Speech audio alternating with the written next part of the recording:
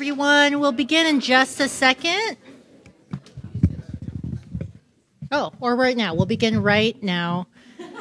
Hi, everyone. Thank you so much for coming. It's so wonderful to see all of your faces. As some of you know, my name is Josen Diaz. I am the Collaborative Research Element Chair here in the Humanities Center, and I'm absolutely thrilled to welcome you all to this year's Interdisciplinary Humanities Research Colloquium. So the Colloquium is a joint presentation and discussion of student final projects from the Interdisciplinary Humanities, that's HUM 495 class, and the Keck Humanities Undergraduate Research Fellows Program. As many of you know, seniors in the Interdisciplinary Humanities Major will be presenting their final capstone projects, and the Keck Humanities Undergraduate Research Fellows will present their year-long research projects. Interdisciplinary Humanities and Keck students have been conducting excellent, and I say that really seriously, excellent research projects throughout the year and model for us the value of the interdisciplinary humanities.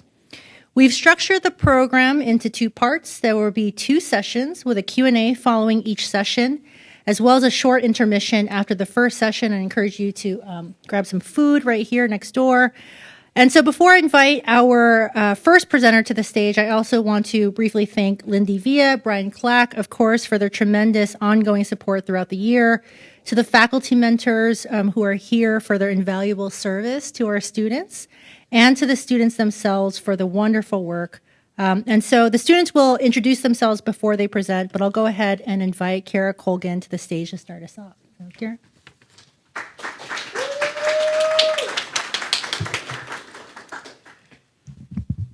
Hello, everyone. Thank you so much for coming today. My name is Ciara Colgan. I am an art history major with minors in philosophy and visual arts. My advisor is Dr. Sally Yard, and my project, Lee Krasner, From the Shadow of Her Husband to a Mirror of the Feminist Movement, examines the life and work of Lee Krasner in light of the second wave feminist movement in the United States. Oh, I should probably put it on the screen, actually. Again, my project, Lee Krasner, From the Shadow of Her Husband to a Mirror of the Feminist Movement, highlights the connection between the life and work of Lee Krasner and the second wave feminist movement in the United States. So in this presentation, I will go over my research question, context for my project, my paper structure, my findings, future research possibilities, and lastly, my bibliography. Lee Krasner worked as an artist in New York throughout the mid-20th century, and the peak of the second wave feminist movement in the United States was in the mid-1960s. At the same time, Krasner was creating some of her final paintings. Considering certain aspects of Krasner's career and personal life, where does Krasner stand in the history of feminist art?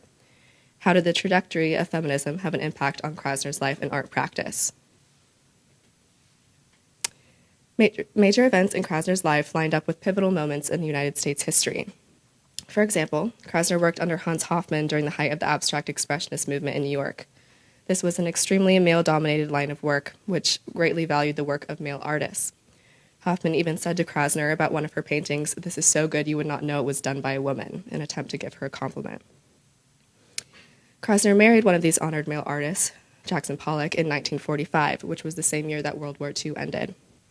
With the end of the war, men returned home and resumed the jobs that women took up in their absence.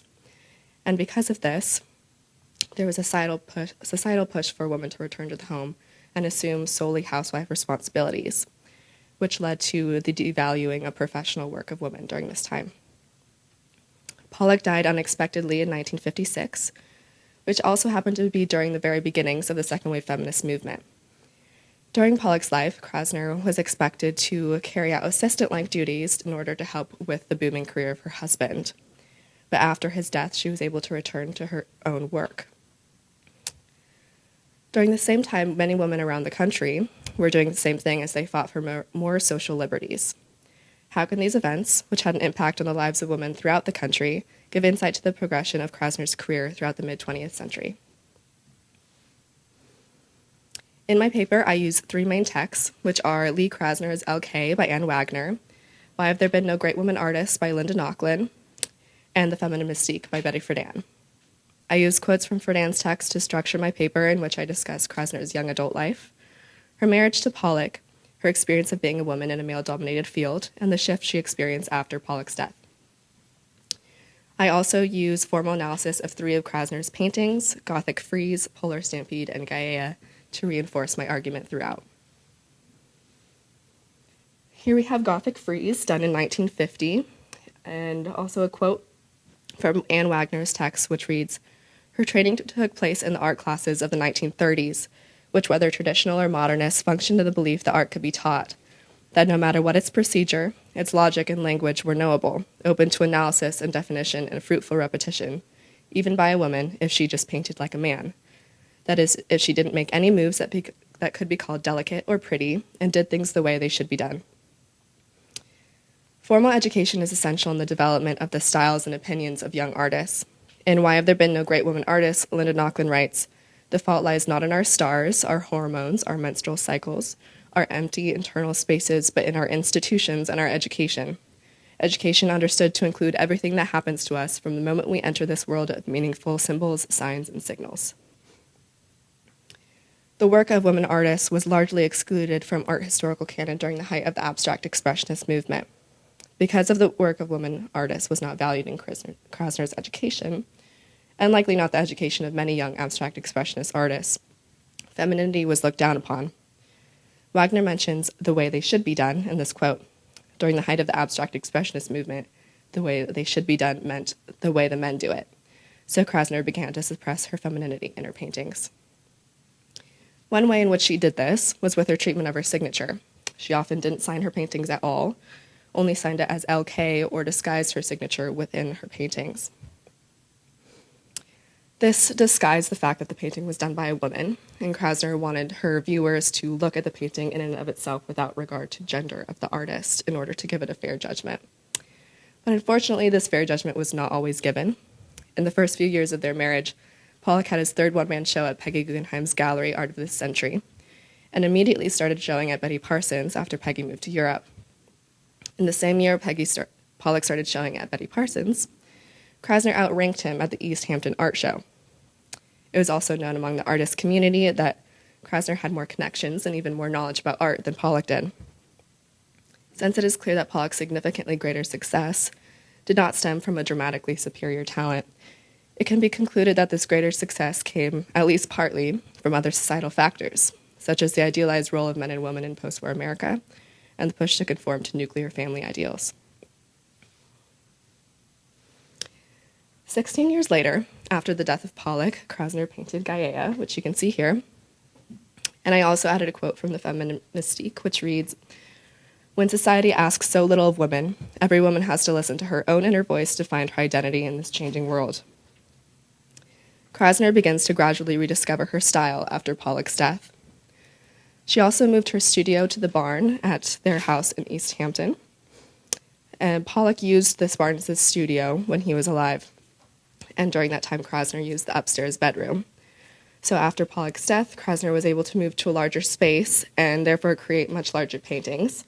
For example, Gaia is 69 by 125.5 inches, whereas Gothic Frieze was only 36 by 48 inches. She also uses her full name to sign this painting. She didn't attempt to hide her name at all either. She uses white paint on a purple background, which creates a bold contrast. Also, the term Gaia refers to the Greek goddess of the earth who gave birth to the 12 Titans. This is a symbol of strength, motherhood, and by choosing her name for the title of this painting, Krasner infuses it with femininity, stressing the strength that comes from womanhood. Now, Krasner never explicitly said she was a feminist, so her work should not necessarily be seen as feminist art, but her life and career were still undoubtedly affected by the feminist movement that was surrounding her. She did also recognize that her identity as a woman was affecting the success of her career, especially compared to her husband's. And because of this, I argue that Krasner can be considered a proto-feminist artist who agreed with the ideals of the movement, but didn't have the necessary resources or influences that she would have had if the height of her career lined up with the height of the movement. The perspective that can be gained from examining Krasner's work through a feminist lens is immense, and it is important that this perspective continues to be considered when studying her work. I consider the feminist perspective to be an essential one when considering any artist, even if they are not an explicitly feminist artist. I came across many ideas for future research when doing this project, and here are just a few of those. Krasner's Little Images were a series of paintings done in the 40s, which critics often used to compare the work of Krasner and Pollock. And I would be interested in examining these paintings more to discover whether the connection was actually there or whether that narrative was implied just because it's hard to look at Krasner's work individually when she was married to such a successful artist. I also found that Krasner's use of color, in Gaia especially, to be very interesting, and I want to discover if her color choices were intentional or supposed to carry any meaning. She also did a whole series of umber paintings in the late 50s and early 60s, excuse me, which includes Polar Stampede, which you can see here. I'd be interested in looking into her use of exclusively brown tones for a whole series of paintings which came quite soon after Pollock's death. And I'm also interested in looking at the art of Elaine de Kooning and art in relation to third and fourth wave feminism. I want to give a quick thank you to everyone who has helped me throughout this process, to my advisor, Dr. Sally Yard, and also Professor Chelsea Belt-Fralick. Thank you for reading my work and giving me excellent feedback throughout this past year. Thank you to our amazing Keck mentors, Dr. Josen Diaz and Lindy Villa, who have provided such a helpful space and resources that were essential in the completion of my project. And finally, thank you to the other Keck fellows. Being a part of this community has been so helpful and encouraging, and I'm so excited to hear your projects. I want to leave you with one last quote from Linda Naucklin's Why Have There Been No Great Women Artists? It reads, "What is important is that women face up to the reality of their history and of their present situation, without making excuses or puffing mediocrity. Disadvantage may indeed be an excuse. It's not, however, an intellectual position. Rather, using as a vantage point their situations as underdogs in the realm of grandeur and outsiders in that of ideology, women can reveal institutional and intellectual weaknesses in general, and at the same time that they destroy false consciousness, take part in the creation of institutions which clear thought and true greatness are challenges open to anyone, man or woman, courageous enough to take the necessary risk, the leap into the unknown." Looking at Lee Krasner's life and work through a feminist lens taught me an immense amount about the artist's life and the lives of many women in America throughout the mid-20th century. It also taught me a new way of viewing the world, and I now find myself making connections to feminist thought wherever I look. And I encourage you all to do the same. Feminism is an essential aspect of society and life, and it affects every discipline. I hope we can all continue this work together and work towards institutions which are supportive of all people. And lastly, I have a few bibliography slides. Thank you.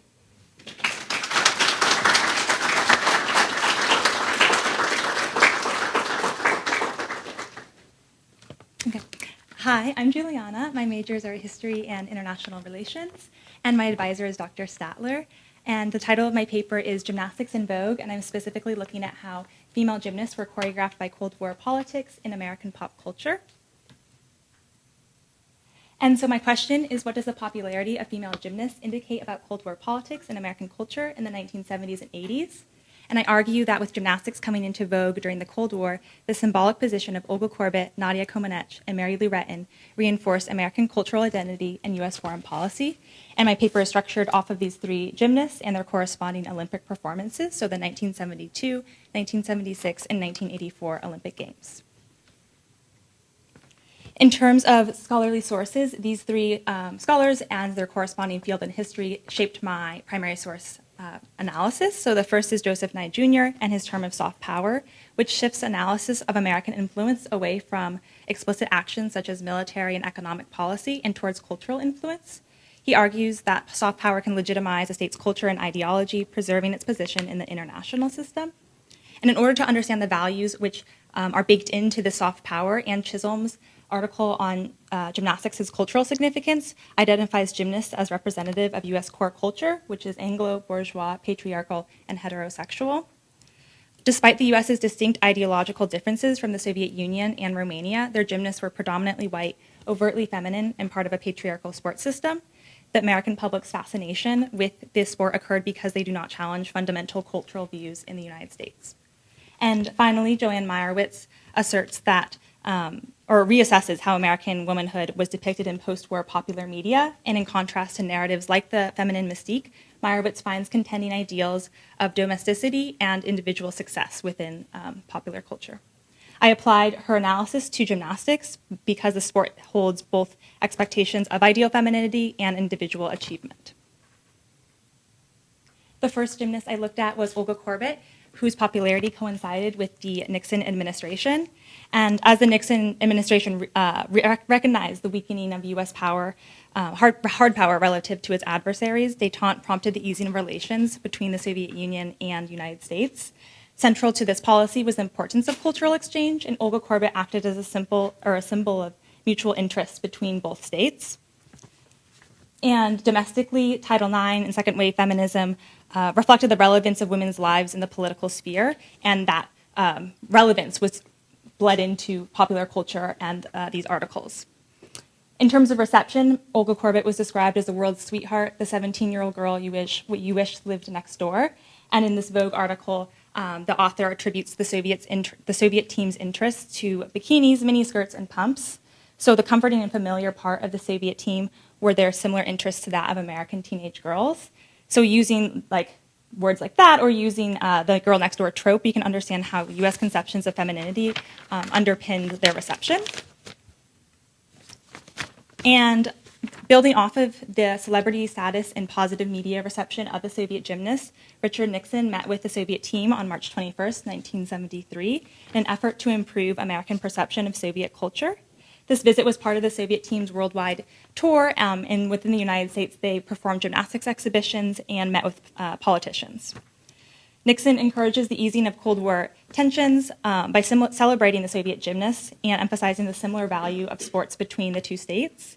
Government memoranda from the Nixon archives highlights the thinking behind this event, and so Deputy Director of Communications Ken Clausen has anecdotal material where he states, most of all, they are able to make great leaps through the air and still land on their feet.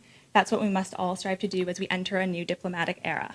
So this photograph and the passage emphasize gymnastics' pop culture relevance and its ability to strengthen foreign policy goals. In terms of détente, despite the continuity between the Nixon and Ford administration, the perception of the policy as a compromising position for the United States' international influence caused the détente to be repackaged. So it became masked in ideas of U.S. power as peace through strength rather than détente. And during this time, Nadia Comaneci replaced Olga Korbut as the Olympic star of the 1976 Games. Her international fame contributed to recognition beyond the 1970s as she became a star in Los Angeles and served as a representative of Romania and gymnastics. Romania was an exception to the Warsaw Pact's boycott of the 1984 Games, in which it signaled the importance of its relations with the United States.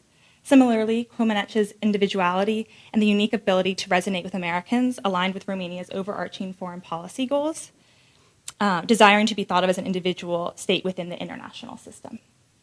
Although the U.S. foreign policy and the civilian experience within Romania and the Soviet Union differed, Comaneci and Korbut received similar reception from the U.S. media.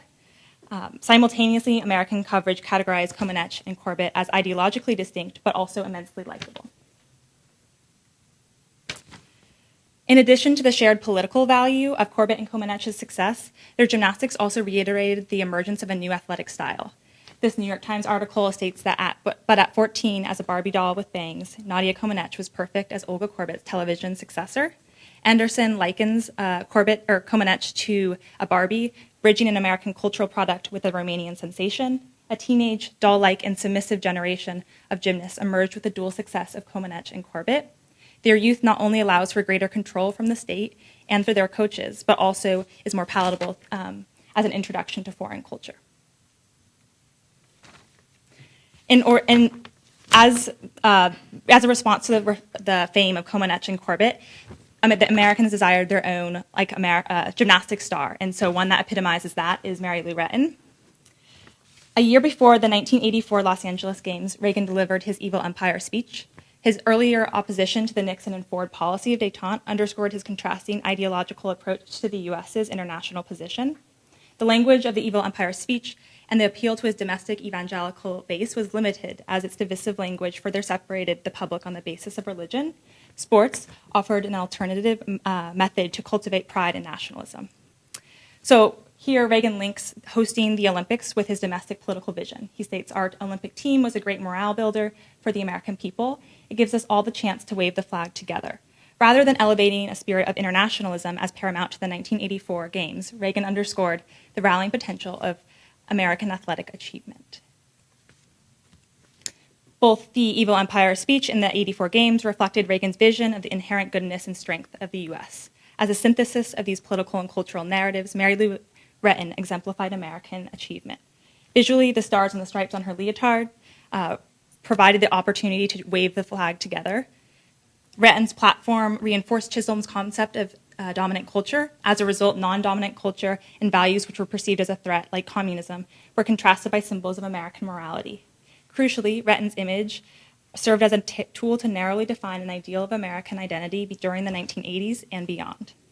This New York Times article states that, unlike the cool and calculating Miss Komenech, Miss Retton is an ebullient, high-spirited competitor who radiates such sheer joy in her performances that, like Miss Komenech and Olga Korbut, before her she seems ready-made to become a star in Los Angeles. The author distances Retton from the Eastern Bloc gymnasts, reminding the audience of the ever-present Cold War narratives. Simultaneously, he uses Komenech's and Korbut's name recognition to legitimize Korbut as a successor to the top gymnasts in the world. Despite the fact that the best gymnasts, the Soviet team, were not part of the 1984 Games, Retton's accomplishments were symbolic of a larger Cold War win. In order to synthesize these three gymnasts and their relation to politics, this 1980 Vogue article states that one of every 4 years is marked by presidential politics and Olympic sweethearts. The first preoccupies us, the second captivates us. A more contemporary example of this is from the front page of the New York Times in 2016, featuring Simone Biles, and then 2 articles about the Trump campaign, one specifically about the role of Republican women. And so the popularity of gymnastics and the ideals of femininity and American identity that the sport upholds continue to structure our understanding of domestic and international politics. In addition, this snapshot of 2016 also details my personal interest in this history. I grew up as a competitive gymnast, and so in addition to the sport, I also am incredibly grateful for my advisor, Dr. Sattler, and all her encouragement and thoughtful feedback. I couldn't imagine doing all of this without you. Also, to many of the professors and people here, I'm appreciative of how this topic has been shaped by you all, and I hope you caught glimpses of that throughout the presentation. And finally, thank you to Dr. Diaz and Lindy for the opportunity for the opportunity to research this. It's like a dream of mine. So, thank you.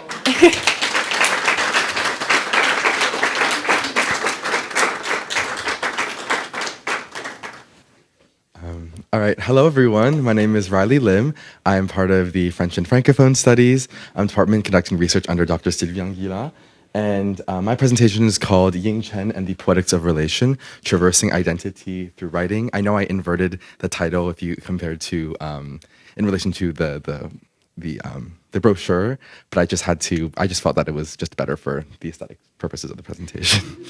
All right, so yes, as a brief overview of my presentation, I will be first introducing Ying Chen, who is she, and also how she has a problematic relation with the notion of identity and how that kind of manifests itself aesthetically within her work. And then I'll be introducing Glissant and his notion of the poetics of relation and understanding her progression of Ying Chen's work, claiming that she engages with the notion of relation in order to maintain this level of opacity, which pertain to the latter half of my presentation, where I'll be talking about the thematic resonances between both of these authors, which is something I don't think any academic has necessarily done, not as a bragging point, but just a demonstration that there is not much connections being built between these authors. So Ying Chen is a Shanghainese woman born in 1961, and at 28 years old, she moved to Quebec in order to start a literary career. Before, she majored in French at Fudan University and became a literary translator in English, Mandarin, and French and Russian. And this kind of propelled her to kind of adapt her writing in order to kind of not necessarily involve many different languages, but she has a very complex relationship with identity. And this leads her to take issue with this notion of Chinese aesthetics and a very problematic relation with how identity is represented within novels and poetry. So Ying Chen consistently repeats that she does not want to be a Chinese writer or a Quebecois writer, which is can be seen as a little bit problematic with regard to a lot of Francophone people who like to study different ethnic minorities within the literary field of French expression. And there are many people who argue her being a passeuse de culture or presenter of culture, where a lot of minority and especially French writers from colonized and former colonies, they have to represent a very emblematic representation, an ethnographic representation of their own specific cultural point of view, and that is something she entirely contests. And despite her first novels being ingrained and anchored within within China, in both of her first novels, La Mémoire de l'eau and Les Lettres Chinoises, or The Memory of Water, and Chinese letters, throughout her literary career, she slowly starts to erase any ethnographic details within her work or any cultural markers that kind of signal her as a Chinese writer. And this therefore begs the question, what does it mean to be ethnically Chinese, but not a Chinese writer? In other words, what does it mean to be a writer who is not necessarily bounded by their cultural identity or geographical location? And I think this is where Edouard Glissant becomes a very critical part of my project in understanding how she kind of navigates identity and the discourse around needing to be represented by an identity or not representing an identity. And so Edouard Glissant is a poet and philosopher from Martinique, and he is a central figure within post-colonial studies, especially within the Caribbean and discourse around anti-colonial and poetic expression within the Caribbean. And he is really inspired by the Caribbean archipelago, or the series of islands and collection of islands that are within the Caribbean, and due to the fact that because of so many different types of cultural interactions and contacts within this archipelago, there kind of derives a new level of poetic expression that he discusses within his book, The Poetics of Relation. In essence, the poetics of relation can be seen as, of course, can be boiled down to the fact that, of course, we are all related. But I think more profoundly, it is an aesthetic reconceptualization of the totality of the world, and meaning that when we say discussing cultural formations, we're not looking at conformed or restrained entities that are acting separate from each other, but they function as a sorry, let me catch my breath. Sorry. Yes, they function as cultural formations that are not only evolving within each other, but evolve between each other, right? So we're not necessarily looking at Chinese people interacting with French people and seeing what that creates. We're examining how the Chinese identity is negotiated alongside with French identity, and their interactions from there also emerge something that can be equally unpredictable, and it's not necessarily something that can be categorized. And he, again, is inspired by the archipelagic social fabric of the Caribbean, where, again, we have a multiplicity of different interactions between Europeans, Black African slaves, and indigenous folks within the Caribbean. And therefore, he views identity as rhizomatic, and rhizome, which is kind of in the opposite of a root that stems from the bottom and converges to a singular point. He borrows the term rhizome from postmodern theorists Deleuze and Guattari in order to discuss how identity kind of propels itself and grows horizontally like a rhizome does. So rhizomes have stems and they grow horizontally near the surface of the soil and have different nodes that are constantly connecting and evolving from each other, creating new branches. So that is kind of the way he conceptually views culture and identity.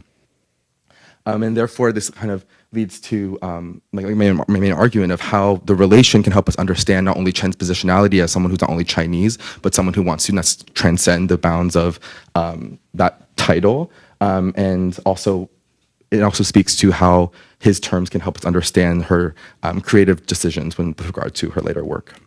So the first notion that came to mind was the abyss, and it definitely drew my attention as it was the first chapter of the Poetics of Relation. And this is where Glissant discusses the aesthetic experience of the first enslaved Africans that were forced to move to the Caribbean. And he argues that because enslaved Africans had to confront levels of abyss, meaning not only the literal abyss of the boat and the ocean, but also the metaphoric abyss of the internal exile they're feeling, being uprooted from Africa. From that abyss emerges a sense of knowledge and becoming. So he says that because they are confronted with this aesthetic experience of oblivion, from that they have to learn how to recreate and redefine their identities after arriving to the Caribbean. And this really ties to even the beginning works of Ying Chen that are anchored within the Chinese setting, but you can see how a lot of the protagonists experience a very similar sense of abyss and exile. And I want to point out that I'm not necessarily equating these senses of exile because, of course, the abyss that enslaved Africans confronted is very much different from a Chinese person who's feeling exile. But I think I want to draw attention to how they share a very similar poetic movement within their work and how that affects each subject's subjectivity and perspective. So in this case, Sasa, she says, but when one is a stranger in their home, there is no space of retreat. It feels like exiling oneself in an abyss that is nevertheless familiar, without exit or consolation. And this is her expressing her sense of exile within China as a Chinese woman. And it then leads her to discuss how she so nevertheless hopes to walk to the ends of time and space where borders would disappear, where the world would become one big village as was claimed. And this is very resonant with Edouard Glissant's utopia of having a world without borders and allowing there to be free cultural exchange. And then another really salient argument I make within my paper is how her work represents and is a manifested form of opacity. So in Edouard Glissant's book, Poetics of Relation, he discusses the right to opacity, or the right to remain unseen or unseized. And this is a critical argument against European philosophy and universalism, where within the social order of Europe, there's a tendency to reduce people within the periphery of former colonies in order to fit them and understand them and fit them within the kind of social paradigm and hierarchy. And therefore, he uses this term opacity in order to protect diversity and the very varying cultural differences that are created from colonization and globalization. And this kind of draws to Ying Chen's new aesthetic of une narration dépourvue, or a devoid narrative, where she, though she talks about her childhood in the cornfields in China, she refuses to give any names to her protagonists, and there are no cultural markers in this novel, Le Champ dans la Mer, or The Field in the Sea. And I argue that this is a manifested form of this opacity to not be reduced as an aesthetic exotification of being Chinese, of her Chinese identity. And therefore, she says, one of the protagonists, who is unnamed, she says, I must constantly liberate myself from my form. I am suffocating in the shadow of what I represent. And that kind of speaks to almost like there's a dual sense of being seen by not being seen, right? So she is trying to express her full sentiments and the memories of herself while not being, we're not co-opting the kind of, not conforming to the aesthetic and exotic expectations of Western readers. And to finish off, I really like this quote from Ying Chen in an interview where she discusses culture as a current of water that flows, adapts to the changes of the earth while transforming it. It sometimes joins with other currents, continues on its way, and one day it will perhaps disappear. But there will still be water, I hope. I would like to be a little stone sitting among currents. And this is, again, how, although she is, of course, a Chinese woman, and we can't ignore that fact, her poetic soul expresses her the sentiment that she wants to constantly be connecting with other cultures and confront the totality of the relations that surround her.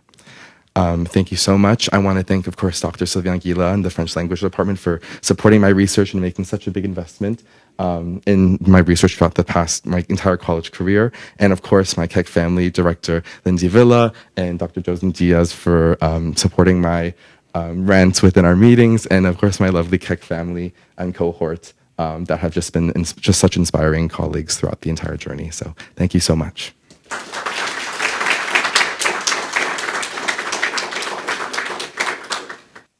All right. Hi, my name is Catalina Martinez, and this is my project, Imagining Philosophical Theory Through Scenic Design. I'm an Interdisciplinary Humanities major, and for that we do a year-long project, so it's going to be a little bit different than what you've seen before, so yeah. All right, so my project analyzes 5 philosophical theories and ideas by transforming them into set designs. And in this project, I'm actually reading and analyzing 5 theories. So this is Aristotle's theory of eudaimonia, Judith Butler's theory of gender as a performance, Kimberly Crenshaw's contribution to critical race theory and colorblindness, and Michael Foucault's knowledge and power, and then Jean-Paul Sartre's theory on existentialism, which is this one. And what I chose all of these theories was based off the fact that each of these theories, if lived, is a performance. And so I wanted to create a space for these theories to live in, as if you were an actor in that theory. So yeah. And so why theater and philosophy? So philosophy, especially this theory, asks and attempts to answer the questions of our existence. Why are we here? Who are we? What is our purpose? What are we doing this for? And theater, interestingly, does very similar things. Contemporary and modern theater, especially post-COVID, we do a lot of shows that are for the community and ask these similar questions. Why are we doing this show at this time for these people in this way? What does that mean for us? And so I think that they're very good disciplines to kind of marry together and ask really important questions. And so for your reference, the process of scenic design is as follows.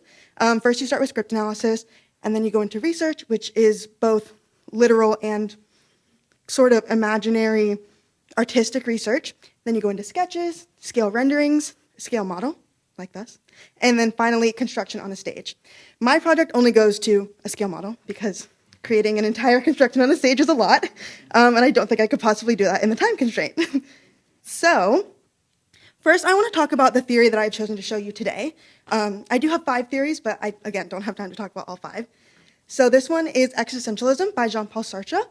And the main ideas of this theory is that humans have freedom and choice.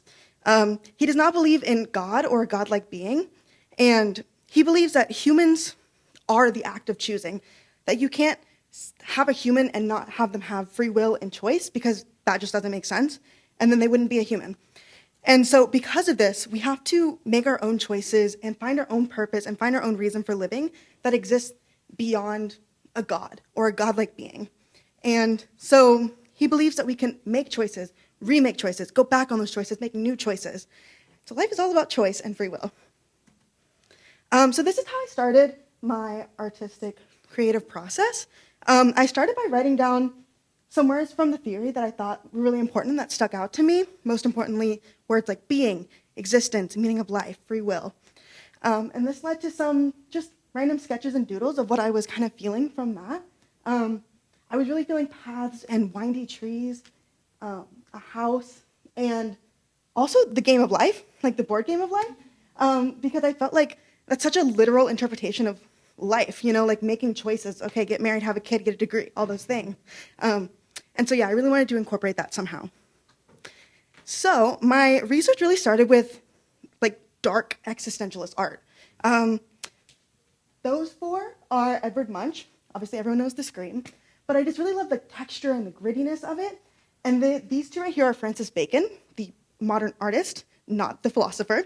But yeah, I loved the texture and the darkness and the feeling that they all exude. So I wanted to kind of bring that thread throughout my project. And then I started with some kind of literal images of what I was thinking in my head of paths and trees and this kind of like dark winding forest of mystery that felt really daunting, but also like you wanted to keep going. Because I feel like that's what the theory really embodies of making choices is scary, but you have to do it, and when you continue to do it, it gets easier and it gets more fun. So that sketch over there is the first thing that I did. It was just to get my ideas out from my head onto some paper. I know it doesn't make sense to anyone else but me, but that turned into this, which is a more fleshed out original first sketch of my project.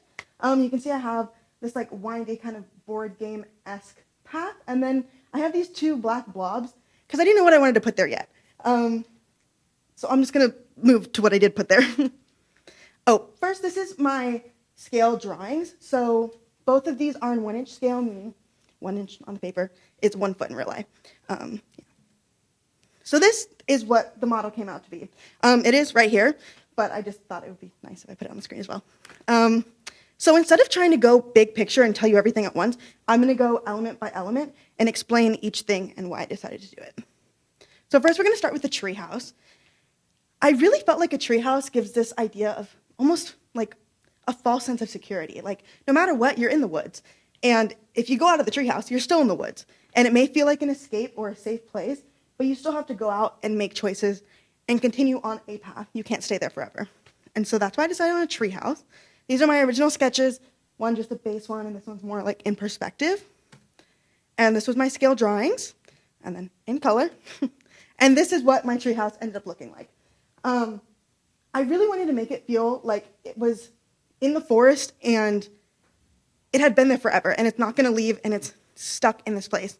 And so I really aged it and made it feel like the moss was growing into the treehouse. And next we have the trees, which I really like the idea of ropes as trees. I was really, really taken aback by this picture right here. I just love how they're like hanging, and they almost feel like snakes, and like they're constricting upon you, which I think choices can sometimes feel like they're constricting upon you, and like you can't escape it. And so that is how I got, you can see the trees here, they're all made of rope and wire and glue. And they all kind of twist upon each other and on themselves, and they hang. Yeah. And then I also really wanted to bring some sort of board game idea into this. And I knew I wanted a cobblestone path. That's my little drawing of a cobblestone path over there. And what I came to was I wanted to just have little phrases on the rocks of what might be on like the board game of life. So I have things like get a degree, get married, start, and change careers and things like that. Now on a real stage, these would probably be cut out of paper or plastic and glued on, but this is such a small scale that that's nearly impossible to do here. So I just wrote them on with paint pen, but on a real stage, they would be full letters and more visible. And so this is what I call the purpose point. This is what is in this corner. And I wanted it to feel like it was what we're reaching for, what the purpose is, where we're going. And I wanted it to feel daunting yet inviting at the same time, which is really hard to do. And I didn't know what to do. So I actually talked to my roommate and asked her how she would embody like the purpose of life. And she said reflection, like a river or a lake, which made me come to mirrors. So this is scale drawing in color. The path in the middle are all broken mirrors. And on the outside are these like darker storm clouds, but then in the frame is these lighter, airier, more inviting clouds. And I really wanted this to feel like everything is scary until you get to the point, until you fully understand what your purpose is. Everything else is scary. And so I really wanted this to embody that. And on a stage, there would be lights in the blue part. So that part would be glowing, inviting. So what did I learn from all this? I learned that looking at philosophical theory through a creative lens leads to a deeper understanding of this material. I honestly didn't know if this project was going to work when I started it. I didn't know if I'd be able to take a piece of writing that's not a script and turn it into scenic design with no other parameters, but I feel like it was pretty successful in that all of my ideas really translated into artistic, tangible things. And I really found that it was helpful to sort of place myself into this theory as if I was an actor or a character in this hypothetical play that this theory would produce. And so I urge you to be creative in all of your learning endeavors because this was really fun, and I feel like it helped me learn so much about how I can better understand philosophical theories. So, thank you. Okay, so thank you all to our presenters for these really fantastic presentations. So now we wanted to invite our audience to ask any questions that they have for our presenters. Yes.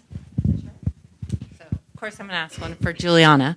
But first, that was an amazing presentation. And I know you were worried about sort of the transition from Olga to Nadia to Mary Lou. And I thought that was beautiful how one built on the other. But what I was struck by this time hearing this version of it, just like Mary Lou Retton is such a win for the United States in a heightened Cold War in 1984.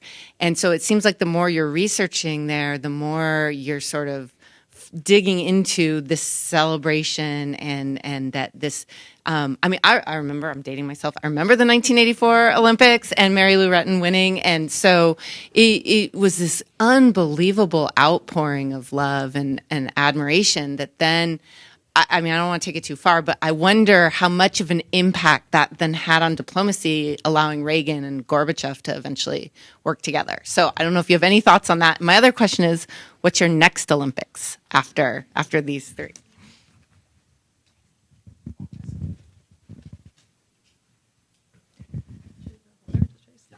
Okay. Okay. Oh, that was probably really bad for the microphone. Okay. No, I agree. I think Mary Lou Retton really encapsulates like the surge of nationalism. And I didn't talk about this, but like also Christianity. She starts talking and doing advertisements for the Southern Baptist Convention, and that becomes a really big part of her platform. It's like her perfect 10 is Christianity.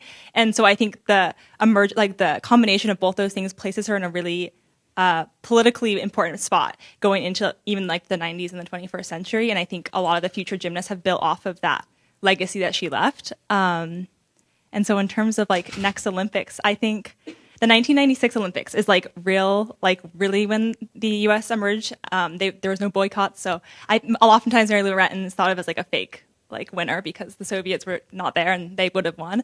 And so 1996 is when American gymnastics really like takes off and they win the team gold, which is pretty symbolic in Atlanta. So I think that to me will kind of make Mary Lou Retton's place in the history in gymnastics history and political history like make sense, hopefully.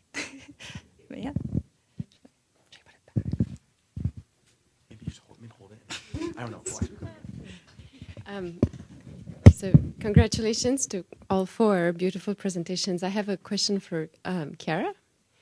And I wonder if Lee Krasner shouldn't have also the right to opacity, in the sense that do we have to read her work in terms of feminine versus masculine, right? So you say of her early work that it somehow she suppresses her femininity, but that assumes that there is a femininity to suppress, right? That assumes that there is a stylistic expression of that thing, right? That our menstrual cycles and our, all these things that Knocklin talks about. And then there's almost like a sigh of relief when we start finding signs of femininity in her later style.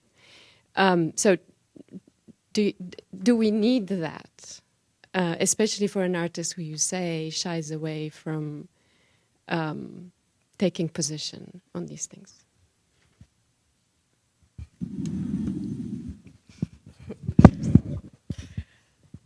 Thank you. That's a great question.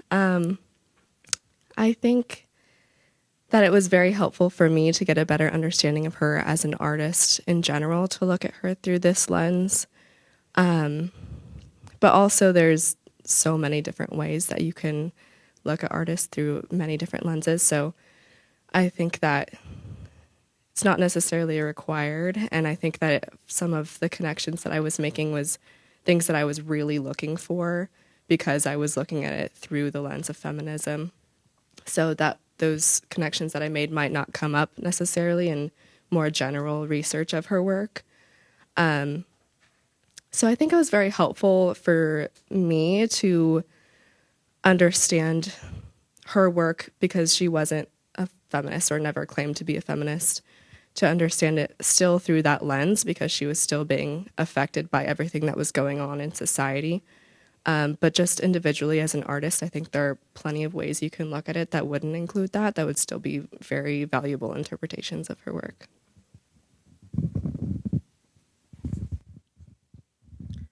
Thank you all for this beautiful presentation. And I have two questions, one for Riley. How would you respond to the critique from people saying that Ling Chen is, her work is more like colorblind and trying to avoid using Chinese reference? Is she trying to escape the debate on race by becoming colorblind? How would you respond to that kind of critique? And my second question is, I forgot your name. Catalina. I would be, philosophy is my background, so I was very fascinated and theater as well. How would you stage? I didn't really, I saw the architecture, like the way you designed the stage, and how would you put on stage with that design? And also Sartre, and which text were you inspired by? I think he was No Exit, but I was not sure if it was that play from Sartre or if it was also other plays. I guess the first question. Okay. That's a really very challenging question and great question, and something I think I'm still interrogating. I think you can absolutely critique Ying Chen's work as someone, or Ying Chen as a person who is involved with the discourse of someone being colorblind. But I think what I really enjoy about literary studies and post-colonial studies in general is kind of maintain. I mean, I think I try to delicately approach that question in my paper, where I state that she doesn't necessarily ignore her being China, but I think it would be I think it would be inappropriate just based on her other work. She also has a very essay-based work called 4000 marches that talks about how she views China. She went through the Cultural Revolution, and she completely just feels like China is almost like a nostalgic case of ruins, and she compares China to just being dust and something that she just doesn't have a connection to. So I think her work can definitely be used to be a part of a colorblind ideology, right? That, we're just universal beings. And I think that is a very important, a very critical remark. But at the same time, I think on the other side of the dialectic of me saying, she therefore is a representation of Chinese identity, that wouldn't be appropriate and honest to her as well. So I think the whole point, I think what's so great about, Edouard Glissant, him being a part of postmodern, kind of right now, I think he's being, pushed into postmodern thought, but it's the kind of idea of finding that third space between those two parts of the dialectic, right? Where you are kind of negotiating between two parts of the conversation, right? You can be someone who, and that's why I like opacity so much, right? It's the protection of a diversity, right? Meaning that you don't necessarily need to perform your ethnic identity to the majority Western audiences. And I think it's really important to not just simply grab Ying Chen and place her into the colorblind, audience, because actually, Le Chant de la Mer, the book I talked about where she has no cultural references, was her least successful work, meaning that all people, many Western readers, when they read it, they just were like, "What the hell is even this? You're not even talking." Oh, excuse me, but they were like, and those were literal comments. Even on Goodreads, on the book, the comments say this book is just too confusing. You're not even there are no Romanesque details, right? So it shows that expectation of her needing to portray that sense of Chineseness when that is actually something that's constantly being negotiated. So I would challenge those people who put her in that colorblind category in that way. Thank you for your question, though. So yes, that was one of the works that On Existence was a big one for me. I also read a lot of just anthologies of his work, just random phrases and things like that I caught on. And obviously there's so much more to the theory than what I was able to explain today, but those were the main points that I focused on. In terms of staging, I love this question because I want to talk about it. I imagine this play, if it were to be staged, to feel like constant climbing. So the stairs on the model, and if it were to be actually staged, are 12 inches high. And on a normal stage, the regulation is about 7 inches, max 10 inches. But I wanted mine to be 12 inches, which wouldn't actually be allowed to be staged, but that's not happening here. Because I want it to feel like the actor is climbing the stairs, not just walking up the stairs, but physically climbing. I imagine it a slow ascent. And I really imagine very dark lighting, a lot of greens and blues. And I think a lot of hiding and winding and moving around throughout, backtracking, going back. And I think the last moment of this play would be on top of this purpose point in the stage left corner of the model. And I think all of it is just a constant winding and moving. And I think a lot of really long monologues. I think this play would be full of really long monologues that ramble and they just keep going. And at some point you're like, oh my God, stop. Yeah, so I think really just dark, windy, climbing grittiness is what I think of the staging of this play. Yeah. Yes. You should read, Albert Camus, like the Sisyphus. Yes, right? yes. Oh, sorry. Okay, just real quick. Hey, wonderful. Love that. This is a question for Riley because I liked how you just responded. It's like assimilationist, essentialist, strategic essentialist, systems of classification, audience expectations, like really, really interesting. But Professor Statler's question has me thinking, like, what out of your Keck project do you think you'll take in future research? And maybe what are the things that you don't want to take? How did this project form, how you're thinking about what you want to study next? Yes. Wow. Oh my gosh. I think I think Ying Chen and I were meant to find each other. Because really, she kind of came into my lab, Dr. Gila, one day. I came back from a trip in Paris, like having this, identity crisis. And she's like, read Ying Chen. And I was like, okay, sure. And I think, I'm pursuing academia after undergrad, and I'm already starting to get the pressure of being identified as the Chinese Francophone guy. So Chinese Francophone studies is something that's emerging right now, and I've already heard just comments from professors being like, oh, you should look into this Chinese person and that Chinese person. And I don't know, I think what I'm going to carry away the most is honestly, like, not necessarily...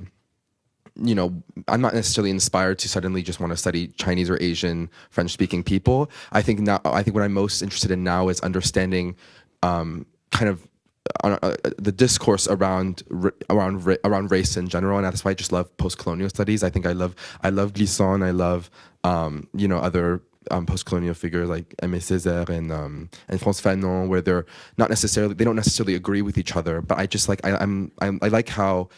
Instead of just taking a side and saying, okay, we have to take on a more anti-colonial discourse and focus on, anti-colonial efforts, or then you're just focusing on like Chinese people. I think I like understanding how that dialectic just comes to be, right? So that's why I'm really interested in like post-colonial theorists right now. Gayatri Spivak, Homi Bhabha, and then kind of relating that to the French Francophone canon. So I think with regard to Ying Chen, relates to Ying Chen, it's just kind of always, she really delicately navigates identity to show Chineseness or to not. And I think that is just, I think the place of opacity is just something I'm going to carry with me the most, really. I can be Chinese in spaces, and then on moments when I want to study other things, I can study other things and have the audience kind of just deal with that, right? And see what happens. So thank you for your question. All right, so I actually want to ask a question to both Ciara and Juliana, so I'll try to be quick. Ciara, I was curious about what you think the implications of your research would be if, say, you were so lucky to curate a show of Lee Krasner's work. How could your research, so much of the criticism of the way that her work has been shown is that it puts it in the context of Jackson Pollock. And so how would your research inform curation of a Lee Krasner show that could both emphasize the feminist lens you're reading her through, but also her sort of singularity as an artist? And then for Juliana, the question I have kind of comes from your own history as a gymnast. And how does your research speak to the agency that the gymnasts had? Were they conscious, active participants in this, or was this something that was imposed on them? Was that something that developed after 1972? did Olga know this was coming? And then, if I assume Nadia and Mary Lou had a clearer sense that it was coming. So I guess that's my question for you.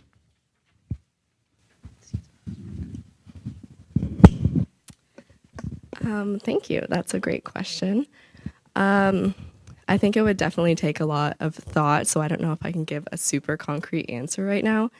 But I can tell you that when I was first starting to write this paper, I was really attempting to avoid mentioning Jackson Pollock at all, really. But then that wasn't possible because it really does, like, her relationship with him does inform why she made certain choices and why her career trended in certain ways.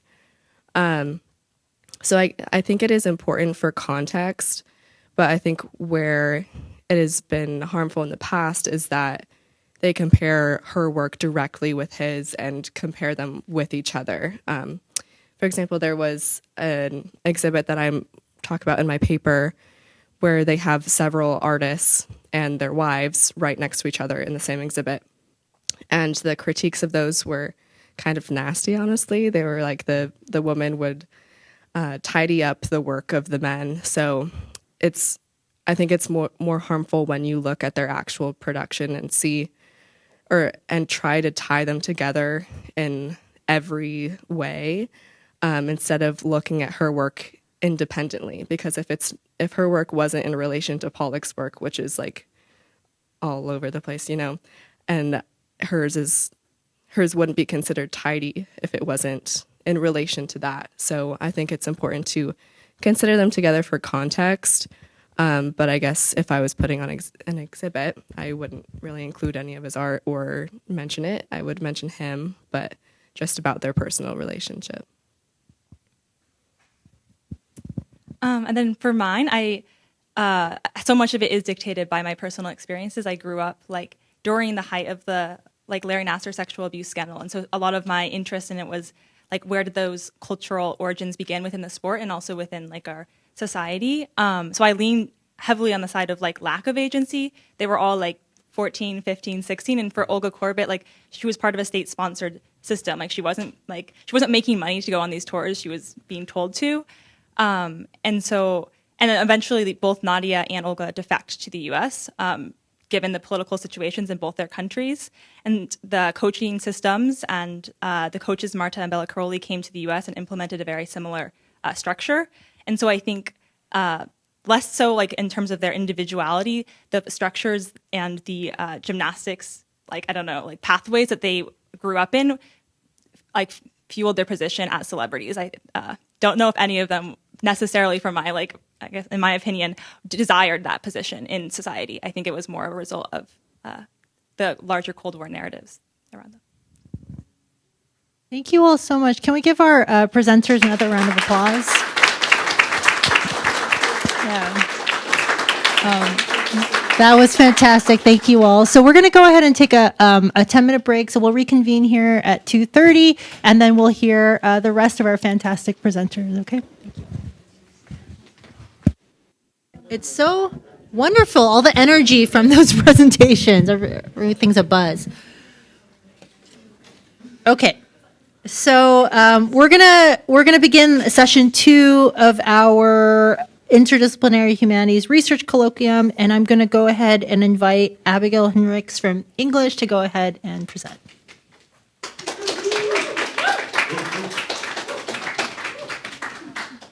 Perfect. I was going to say I don't know how to do that. Is this one right? Yes.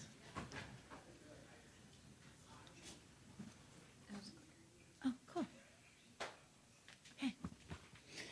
Hello, everyone, and thank you so much for attending this afternoon. My name is Abigail Hinrichs. I'm a senior English major here at USD and a medieval and Renaissance studies minor.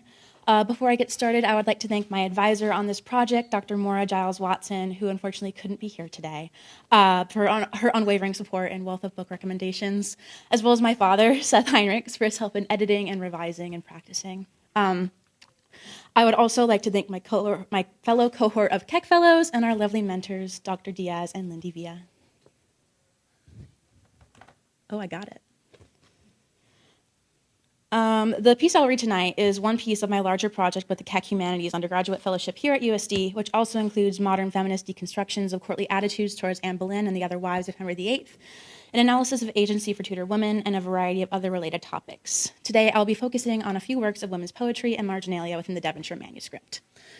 According to Kate Mann's construction of male entitlement, quote, a woman may be held to owe characteristically feminine-coded goods to some man. Moreover, if he is not given his due, then he may be permitted to take such goods, that is, forcibly seize them from her with impunity. The tension between men's punitive entitlement to women's attention and affections, coupled with women's alternating resistance and reluctant compliance to these demands, emerges particularly clearly in the misogynist court of Henry VIII. Through this research, I will seek to answer the questions of how female agency was stolen from within the court of Henry VIII, how female oppression was justified by those in power, and how, even throughout a period of social progression, intense misogynistic structures could thrive in the Tudor court. Additionally, I will examine the ways in which Tudor women sought to reclaim some of their agency, especially through the arts. Developing a fuller understanding of the gendered politics and structures of Henry VIII's court will not only illuminate the history of violence against Tudor women, but also further illuminate contemporary discussions regarding gender relations on their roots in history. One particularly interesting manuscript encapsulates the struggles and desires of women in the Tudor court. The Devonshire manuscript, a book of over 200 poems containing roughly 20 identifiable hands that was passed between the women of Henry VIII's court, specifically during the reign of Anne Boleyn in the 1530s. The Devonshire manuscript is particularly helpful in allowing scholars to understand the ways in which women interacted with each other in Anne's circle, as well as their own thoughts and feelings about the court. Female sentiments could be safely expressed within a document that was primarily passed between women, with the exception of a few male poets who were made fun of, I should say. The courtly love verse, popularized by poets such as Sir Thomas Wyatt and the Earl of Surrey during this time, were known for their pathetic, self-worshipping, misogynistic lyrics, as the male poets would complain about their female love interests' lack of response to their heartbreaking employs. Within the Devonshire manuscript, women were given a space to respond to these unwarranted poems through their copying and annotating of them. The ability to comment on poetry that contributed to the female experience during the Tudor era would have been solely restricted to men in the public eye. However, in the safety of this manuscript, women were given the opportunity to voice their true opinions, flip the script of gender roles, and find community and support from other women without living in fear of the male reaction. Additionally important to understand, religious attitudes in Henry VIII's court played a large role in the treatment of women. Christianity was often used as a scapegoat to disguise misogyny. As seen with Henry's famous citation of Leviticus to divorce his first wife, Catherine of Aragon, for Anne Boleyn, claims to power over women were often fraught with wild misinterpretation and poorly conceived arguments used in favor of those in power. The Education of a Christian Woman, written by Juan Luis Vives as a manual for female Christian behavior during the period, served as the basis for many Henrician understandings of women's roles in marriage, motherhood, virginity, and the court. It's also important to understand that this manual was actually commissioned by Catherine of Aragon, Henry's first wife, for her daughter Mary. Very interesting, some internal policing going on right there. Misconstrued citations, there we go, most commonly of Paul's writing in 1 Corinthians 11:3, but I want you to understand that the head of every man is Christ, the head of a woman is her husband, and the head of Christ is God, along with 1 Timothy 2:11, which says a woman should learn in quietness and full submission. I do not permit a woman to teach or assume authority over a man, she must be quiet. These popular Bible verses were taken out of their cultural context and prescribed to women of the court.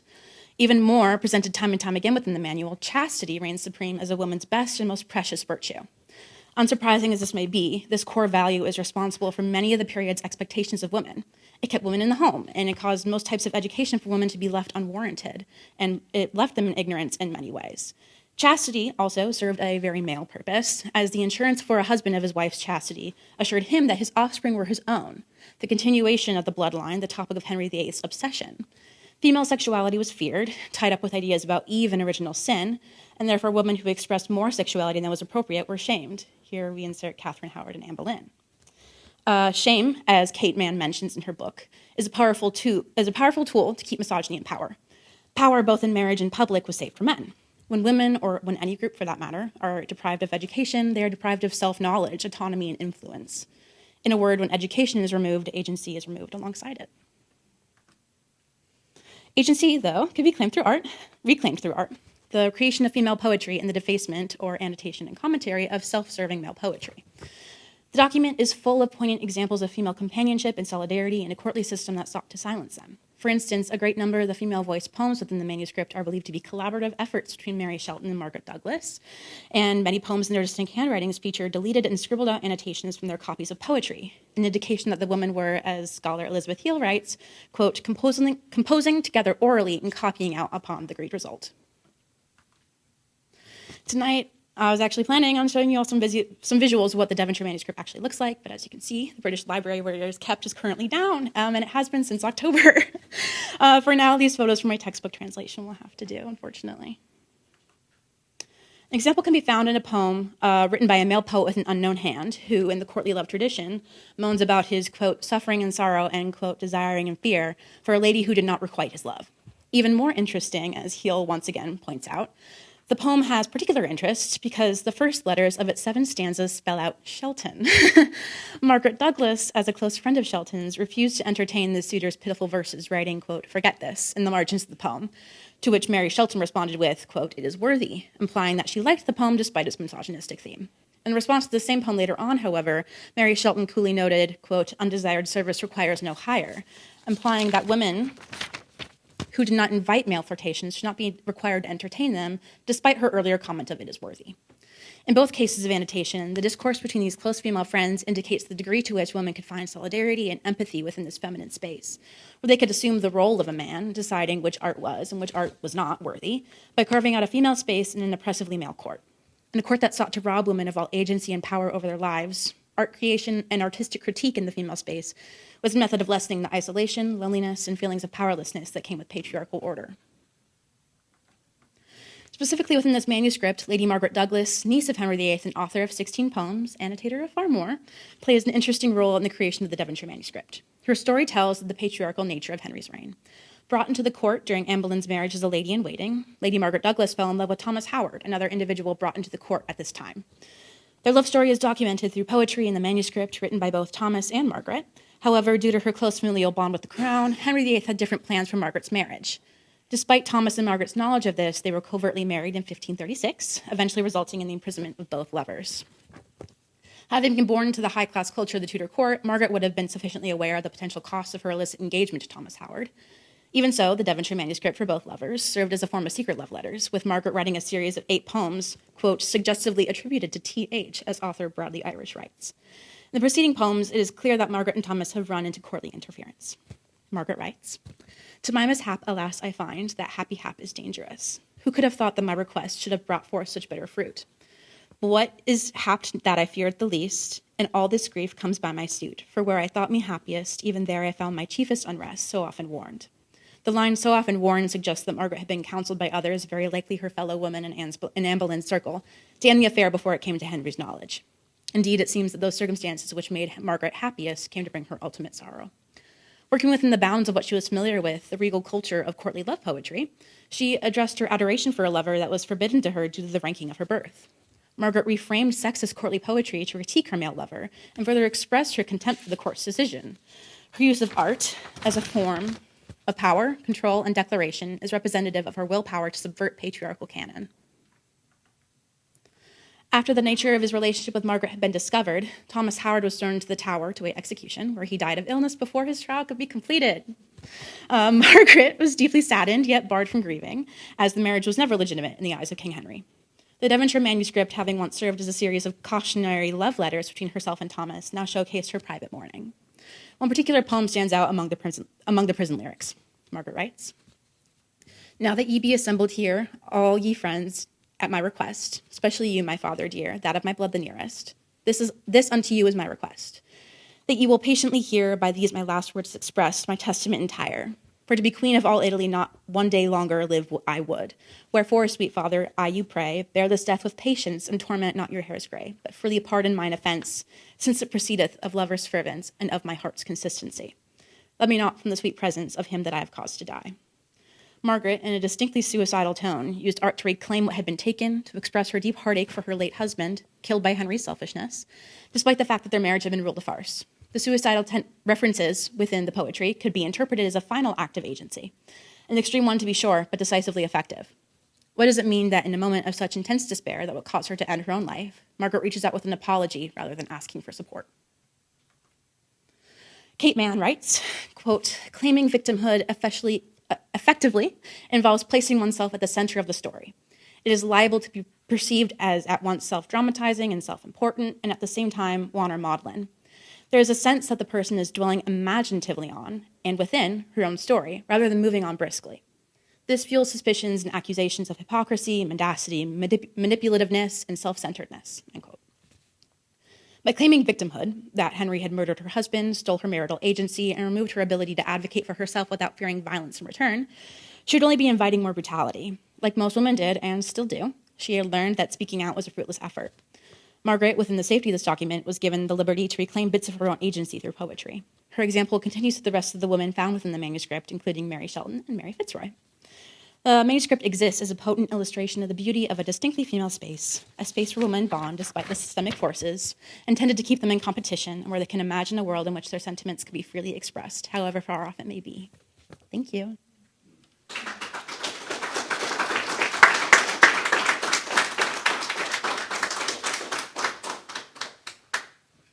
Okay. Abortion. My project is titled Abortion and the Metaphorical Imagination. My name is Camille Torre. I'm an English major, psychology minor. Thank you so much for being here. I just wanted to first take a minute to acknowledge the people that helped me develop this project. I want to thank the Keck program, the Keck scholars, and the Keck coordinators, Dr. Diaz and Lindsay Villa, for everyone's support. But I especially want to introduce and acknowledge the person that taught me metaphor theory, Dr. Carlton Floyd, whose time, support, and patience helped me produce what I'm proud to share with you today. I also wanted to shout out Dr. Tom Reifer, whose books I had on loan for like over a year, but I really appreciated them. And then lastly, my partner Tom, who deserves an honorable mention as an incredible sounding board and editor of my very rough drafts.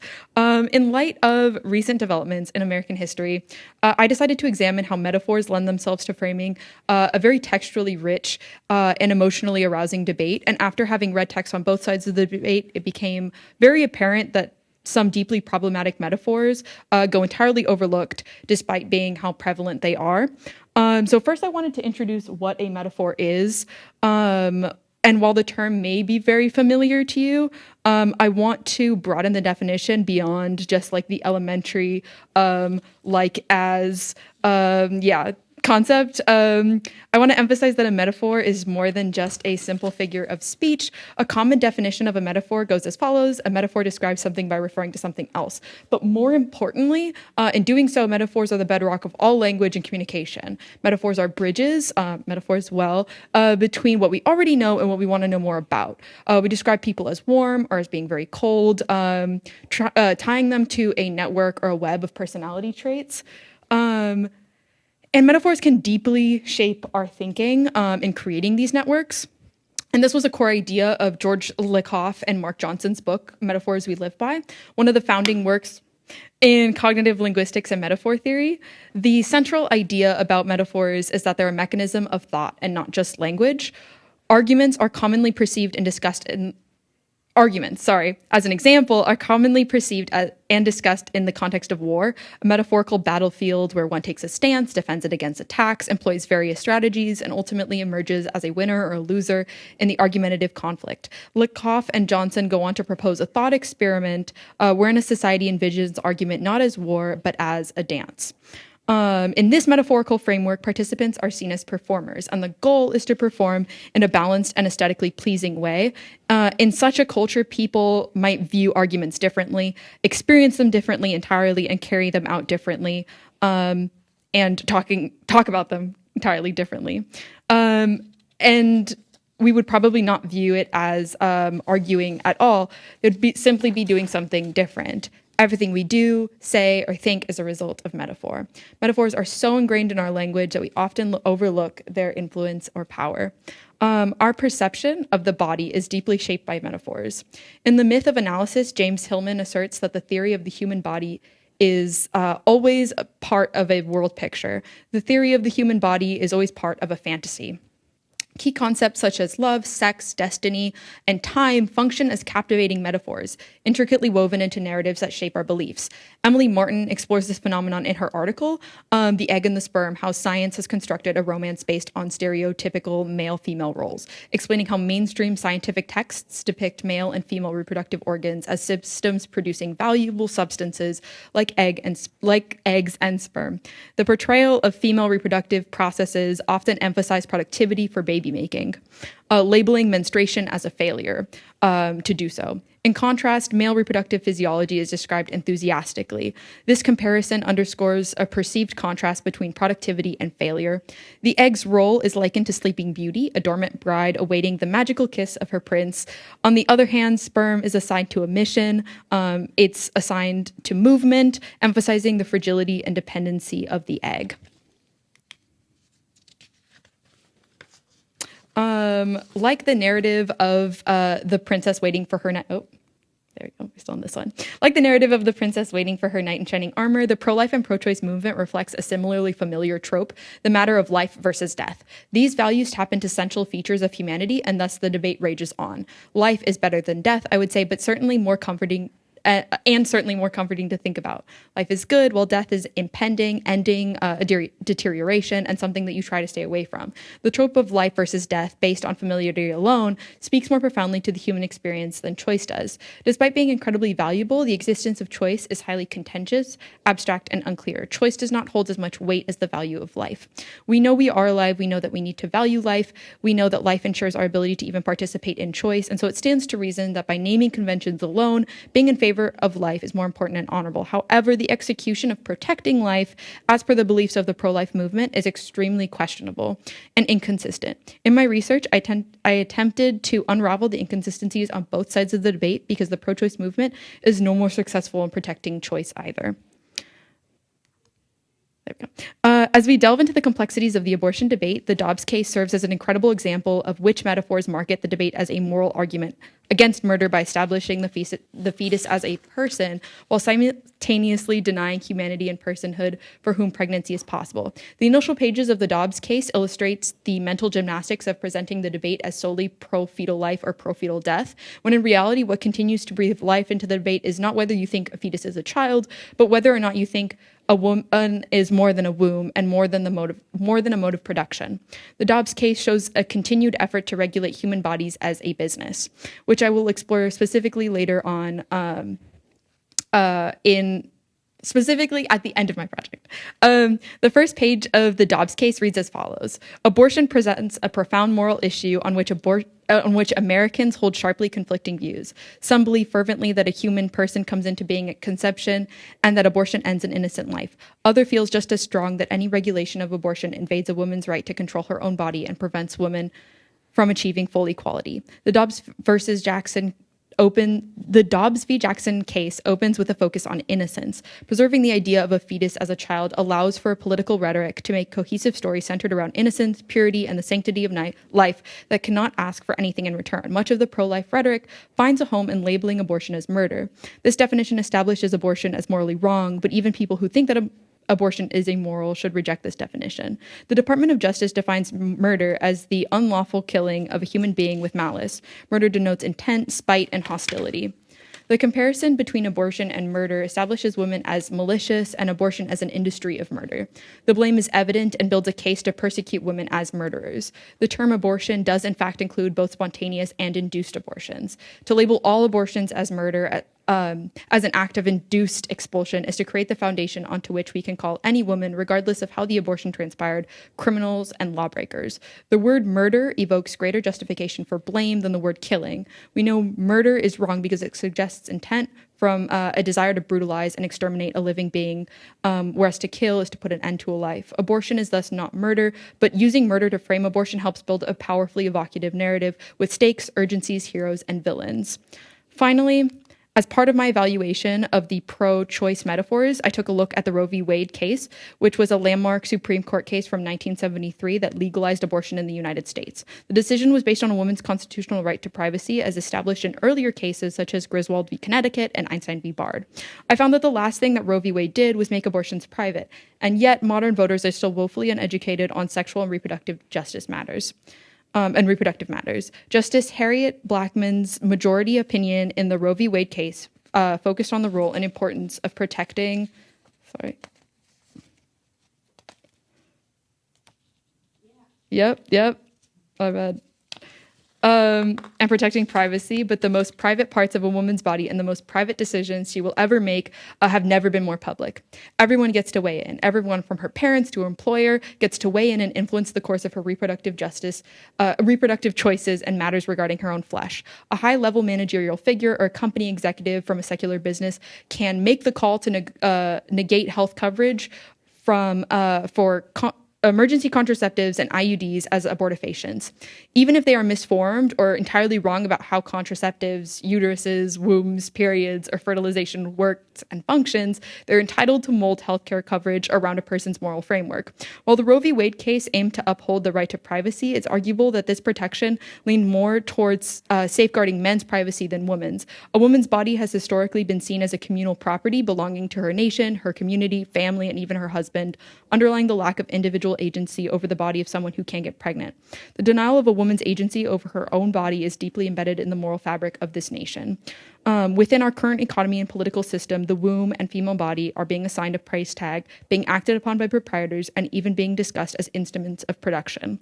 Only when we have first acknowledged the systemic challenges women have faced in asserting their bodily autonomy can we actually begin to make progress. We need to grasp the significance of abortion regulations and the language used to shape our interpretation of motherhood, parenthood, reproduction, menstruation, fetal development, and bodily autonomy. And finally, we need to derail from a path destined for failure and destined to exploit the human body for maximum value. It's only by unraveling the narratives embedded in our words that we can begin to embark on rewriting deeply harmful and dehumanizing beliefs.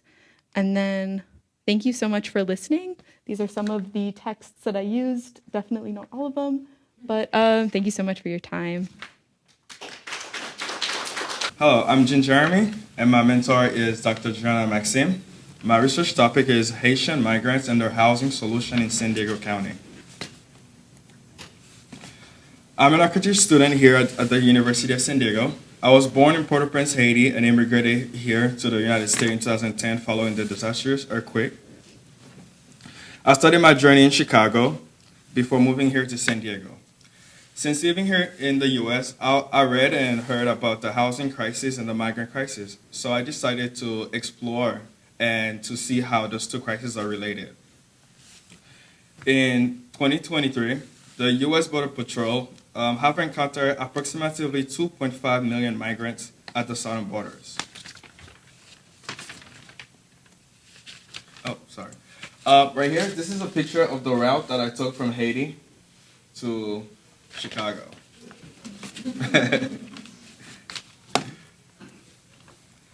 So in 2019, the Trump administration had put into effect Title 42, the Remain in Mexico policy.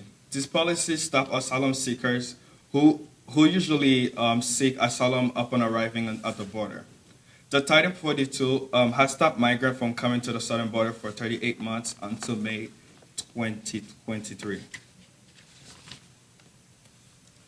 I conducted my research by going into the field and interviewing several Haitian migrants. And I also contacted a couple nonprofit organizations that provide services to the community for migrants and low-income families.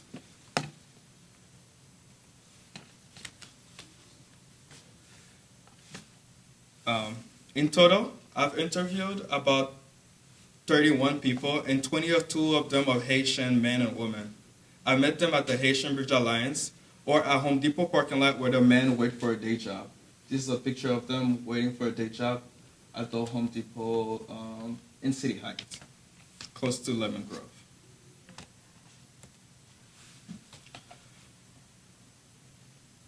This is their travel pattern. Many of these migrants have left Haiti a long time ago and have started their journey to the U.S. from South America, most often from Brazil and Chile, and they pass through many other countries along their route. This is the route that they take from Haiti, going to Brazil, and they travel by foot all the way to the border to the U.S.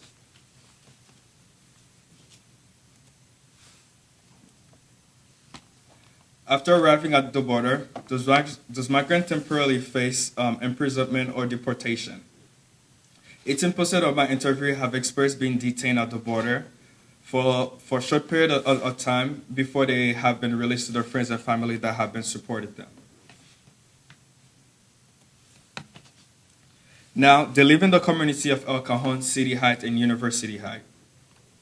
And again, this is a picture of other migrants that's waiting for a day job at the Home Depot in Fairmont. Haitian migrants in San Diego, they depend on guidance from friends and family that was here before them. They often live in shared apartment with several other families. One of my interviewers have described living in an apartment with 15 people, including some people living in the living room, and while he lived in one of the bedrooms with his family of 4. Sometimes these migrants apply to many different housing programs with no response or denial letter. One of my interviewers, Edson, have described that living in one bedroom apartment with 7 other people, and he lived in the living room where he paid for $450 a month, and he applied to many different housing programs and have not received any response.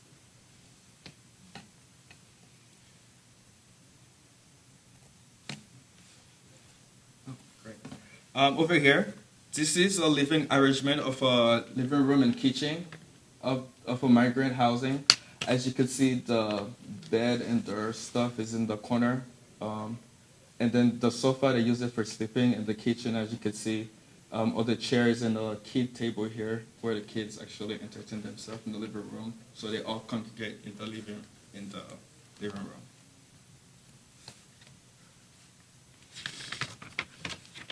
So with the lack of housing for these migrants, they often jump from shelter to shelter or salon to salon, which means in Haitian Creole, living room. A living room sometimes goes for $250 to $400 per month, and one bedroom goes from $1,000 to $1,700 per month. To pay the rent, they all combine their money together and hand it over to whoever name is on the list to pay the landlord. Sometimes the third party that leases the apartment on their behalf will misuse them sometimes. Depends of language barrier or lack of proper documents. One of my interviewees, Joseph, has expressed that he doesn't even see the bill or the electricity bill, but he just pay whatever they told him for the fear of being homeless with his pregnant wife and his kid. Catholic Charity is an organization that helps the migrants when they first arrive to the U.S. for temporary shelters. And we also have PCG, another organization that assists them with money for housing. PCG will normally write a check directly to whoever's name is on the list, which sometimes lead to the migrant being misused. The help those organizations provide only lasts a few months, and they do not overlap. After that, it is difficult for the migrants to find housing without the required documents like a social security or credit history. And again, this is here. This is a shelter next to a church in City Heights where I interviewed some migrants that actually live in there.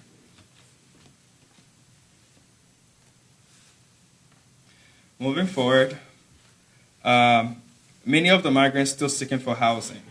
But now I'm seeing a new trend where old hotels like, I don't know if you guys can clearly read this, Fort Point by Sheridan, they actually, on Sport Arena, they have been converting this hotel into temporary migrant facilities. As you can see, somebody's standing at the gate, being dropped off or going in.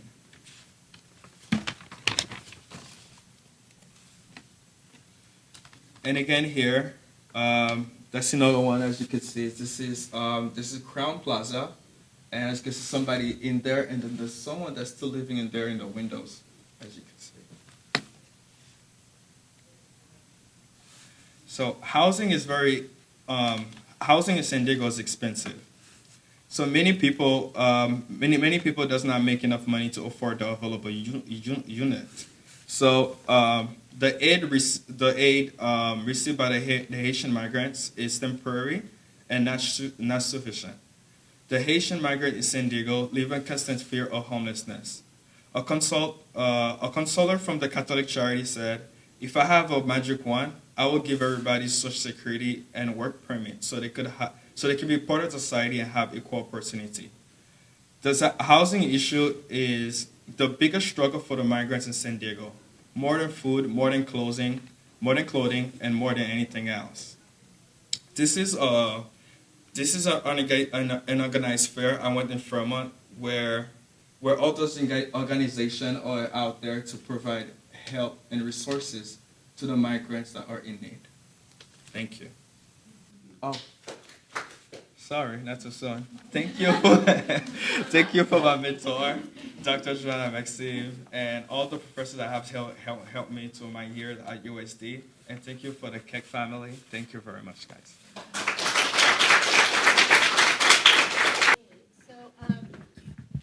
Thank you to our session 2 presenters for also really fantastic presentations. So we'll go ahead and open up the floor for Q&A.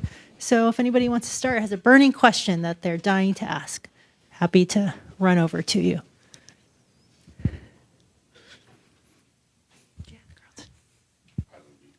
Oh, yeah. Yeah, no, you don't. That's right. That's correct. Yeah, absolutely. This is not a burning question. Yeah. I'm just very curious as to where you are now, intellectually and emotionally, in relationship to where you began.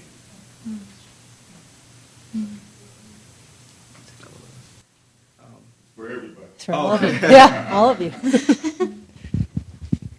I'll say, for me,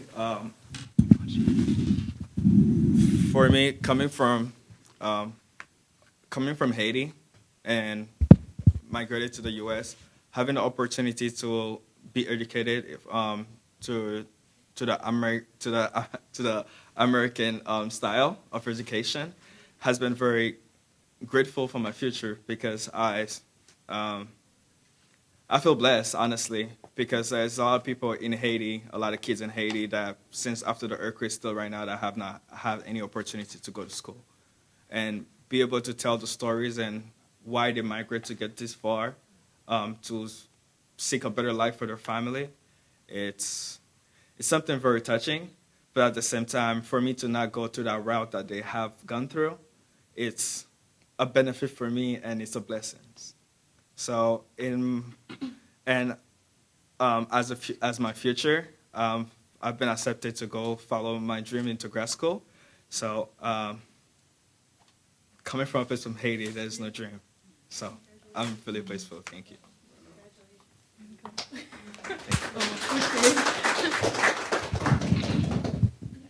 I'm just gonna take it off.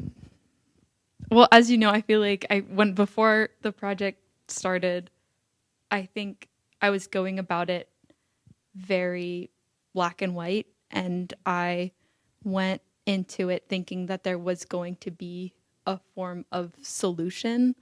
I feel like I'm a bit more cynical right now, where I just look at something and I'm like, oh, but that's marketed like a certain way or whatever, and it's just everywhere. And just in regards to how it relates to where I'm going in academia, I noticed that metaphor theory is deeply ingrained in so many projects in psychology. I just came back from the WPA conference, and there were so many presentations or points of different presentations that incorporated metaphor theory, and I think I'm just now more aware of the depths of like linguistic networks, and like more aware of how words are intended for certain audiences,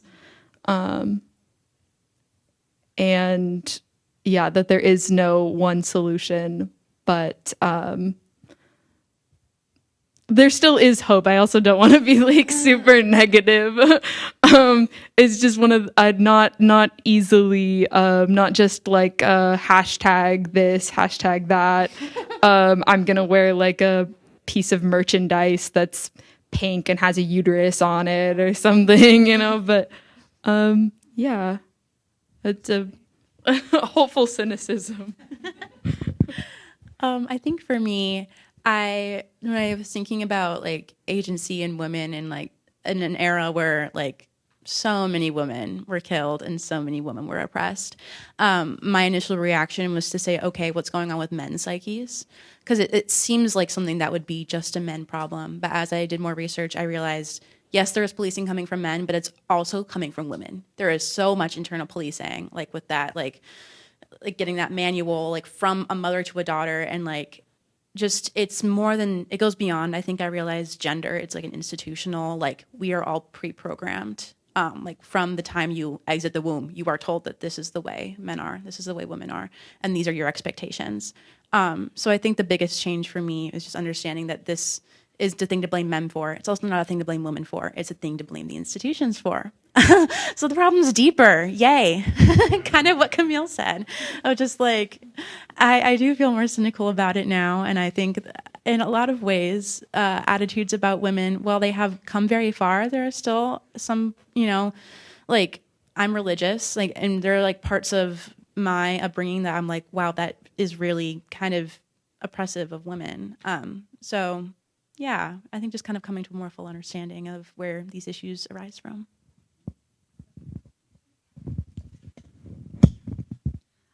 I have a question for AJ. I was wondering unfortunately, this is outside of the era that you were specifically researching, but I was wondering if you encountered anything in the Elizabethan era and whether that you saw internal policing more present in a court, presided over by a woman, or if you saw some change in, obviously there's going to be changes from freaking Henry, but I was just wondering if you knew much about kind of how things were going in the Elizabethan court and if you could compare them. Yes, I have so much to say. I'm actually in a class right now where I'm talking about this. It was better and also worse. The whole thing with Elizabeth was she was really characterized as like the virgin queen. She was never married, and that was like a big point of contention. She followed like a long line of like, after Henry VIII, there were a lot of like short spurts. We had like the 9 Days Queen, a lot of like England going from Catholic to Protestant to Catholic to Protestant. And she like really brought it like Protestant firmly. And she also coincides with Shakespeare. He is kind of positioned right in like her reign. But this position of her as the Virgin Queen was kind of like posited as like this image of like beauty and whiteness. So like a lot of ideas about women were, certainly I think it's different to have a woman in power than a man in power, because like you see like this position of a woman who has so much authority, but the way she used that authority was to oppress people who didn't look like her. So it's good and it's also bad. This is when we start to see England get involved with the slave trade and just a lot of icky things that we're still dealing with and that they are still profiting from all of these years later. So yeah, interesting things going on with her. But yeah, good question though. Anyone else? Yeah.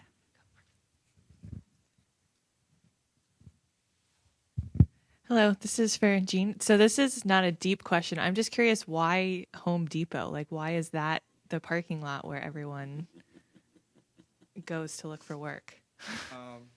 I'll say when they first get here, with a lack of proper documents that they require to get a job in America, they have not obtained those documents yet. So they followed the routes of the migrants before them, and for history, Home Depot had people standing outside, and they're usually migrants, so they follow the routes back again.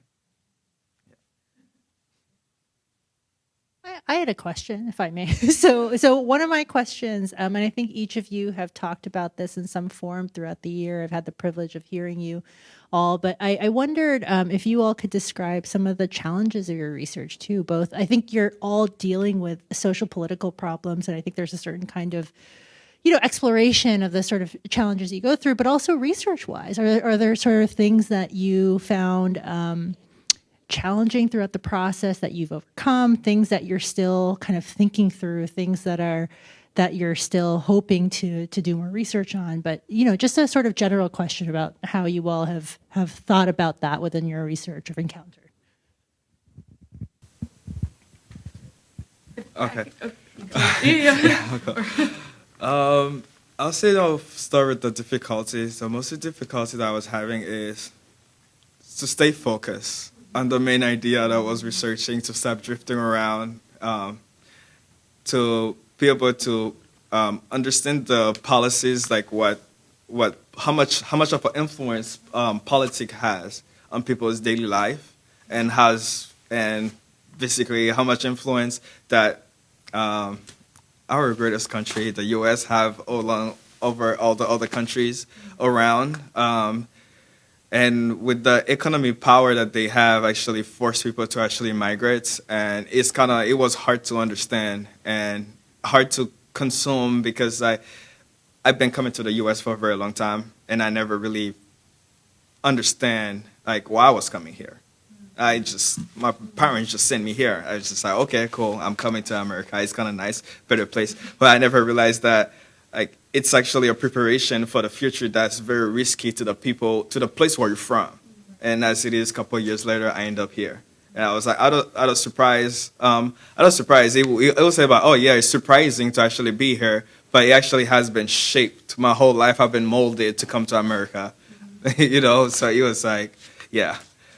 And I'll say the other difficulty was to actually see the life that people where I'm from, I could see them walking close by, and what they're telling me they're actually going through, and no one around them can understand what they're saying, because first of all, no one around speak Creole, and the country speak a kind of broken. It's French, but it's broken French. So basically, they're having a lot of difficulty for them to be able to be understood to the organization that they go into that mostly speak Spanish. So they have to even learn a third language for them to be able to move forward within their process. So it was very difficult for me to actually understand what they were saying to the different translation. Some of them speak Creole/English, and some would speak different type. And it was hard to actually understand them and to really feel what they feel, for me to, and during my translation, for me to not tweak their words and not put the sentimental feelings that they actually said with what they're saying.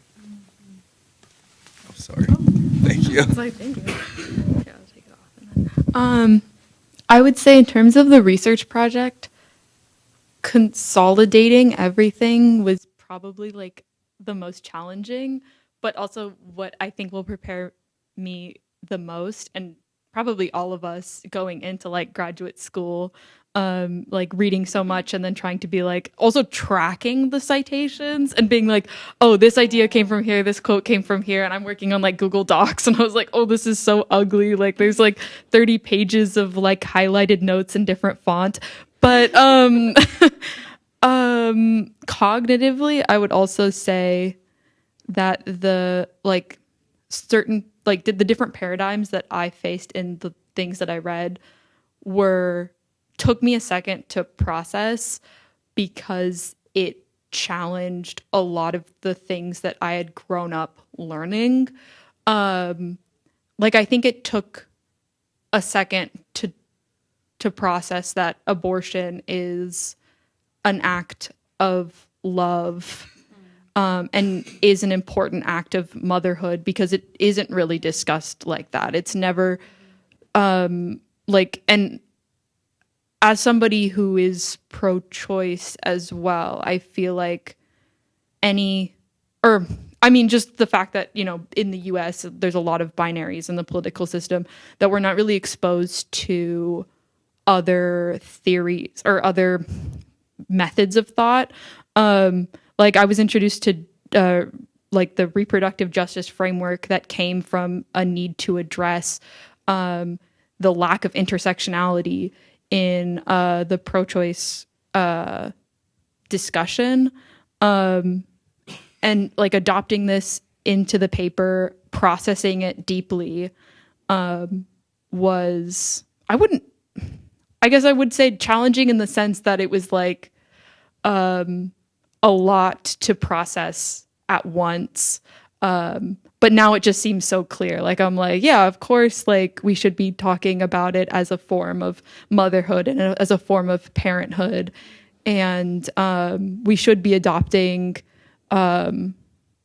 like the pillars of reproductive justice, where it's first, like the ability, like you should have the ability to have a child, second, the ability not to have a child, and third, the ability to raise a child. And like that should be incorporated into pro-choice discussions more often, but I feel like it's not, because we overlook intersectionality, which is also like challenging in a emotional sense, because it's like, why isn't that discussed more often? But anyway. I think for me, the first big challenge I came across was just like a lot of imposter syndrome. The era I'm searching on, while not the most popular era of like England's history to study, is certainly like there's a lot of scholarly work out there about it. And so I felt like as an undergraduate, it's like, okay, well, what do I really have to say that hasn't already been said before? And I think we all kind of dealt with that in a certain sense, from just talking to people who are also doing undergraduate research, either through the Keck or McNair or anything like that. But like once I kind of got past that, there were just random things like halfway through my research. Like the big thing about like, especially Anne Boleyn and Henry VIII, is there's a lot of like myths. There's a lot of like popular stories, and like trying to differentiate what actually happened based on the historical documents we have versus like what is like a falsehood was so difficult. I mean, I went on rabbit trails. I found this one quote that apparently Anne Boleyn said that was literally cited in like so many academic articles, and it turns out we don't even have a source. So like it's just like sloppy scholarly stuff, and like just trying to not like further perpetuate these myths that we have no historical proof of. But I think too, like just after I worked through A, like the imposter syndrome, and B, like finding out like what really happened, like my favorite part of this whole research process, like when I knew I was doing the right thing, was I was in London over the summer, and I got to go to the National Portrait Gallery, and I saw Anne Boleyn's portrait in person, and it was just like the most magical experience. I have a photo of her on my wall before I do my makeup. My roommate can attest. And sometimes I'm just like, oh, it's a little reminder of what I'm doing, and like I want to do justice to this woman who is so often, I don't know, demonized. I feel like I have so much respect for her. Yeah, but it's been a really wonderful and challenging process. Thank you. Yeah. Okay, yeah, wonderful. Maybe, we'll stop there. I can go there. I definitely want to encourage you all. Just thank you again to our fantastic presenters. Thank you to our audience, but also please engage them. They have a lot to say about their research, so please encourage you all to ask questions. But thank you all for attending. It's been wonderful.